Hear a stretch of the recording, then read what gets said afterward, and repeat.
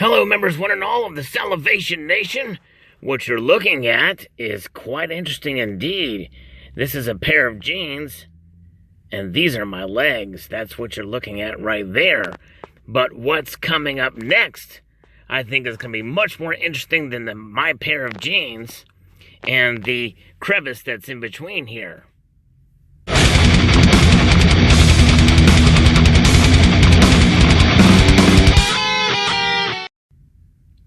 That's right.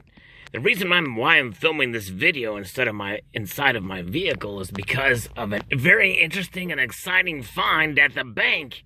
That's right. Looky there. It's a $100 bill, and it's not just any $100 bill. It is a series of 1934 $100 bill, Federal Reserve note. This came a year after the executive order about the gold confiscation by Franklin Delano Roosevelt. So this is a very old $100 bill from the series of 1934 there. Very, very nice indeed. Here we can see that this note is legal tender for all debts, public and private, and it is redeemable in lawful money at the United States Treasury or at any Federal Reserve Bank. Well, I wonder if you can just walk into a Federal Reserve Bank and redeem this. And what would you redeem it for? Well, certainly not in gold or silver, eh? But there it is, a piece of history there. The old dollar, look at those little hundreds there. And there's another one. Let's take a look at the reverse of the piece. Very nice. A nice kind of a brighter green color than what we're used to from some of the $100 bills that came later. But it's kind of interesting to see a piece of history like this in such a manner of form. Very, very nice. Compared to the new hundreds we see these days, this is what money looked like back then. Very nice for these small notes. Independence Hall, history right there. Benjamin Franklin there in all of his glory. And is from the Bank of Chicago. So, especially fitting, because this $100 bill could have been in a gangster's hands, some of those Chicago gangs and the like. You never know who could have held this note. And then the next question is, well, how much is it worth? Well, it's probably worth $99.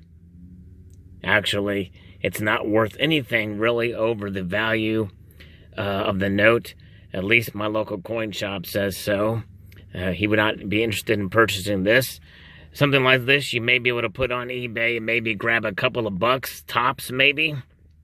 For me, it's not worth it. We'll just use it for what was it intended for. Whoever's going to receive this note, and actually I've got to pay someone this note, a family member who is getting a loan.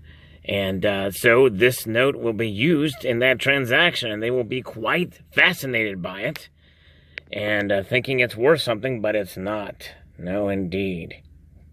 Henry Morgenthau Jr. was the Secretary of the Treasury then, and we have somebody else who was the Treasurer of the United States then. I'll have to look that name up. Julian something?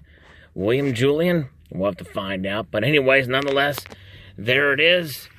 A Federal Reserve note from series 1934. Just thought my viewers might be interested in something like this to see. You can still get these at the bank.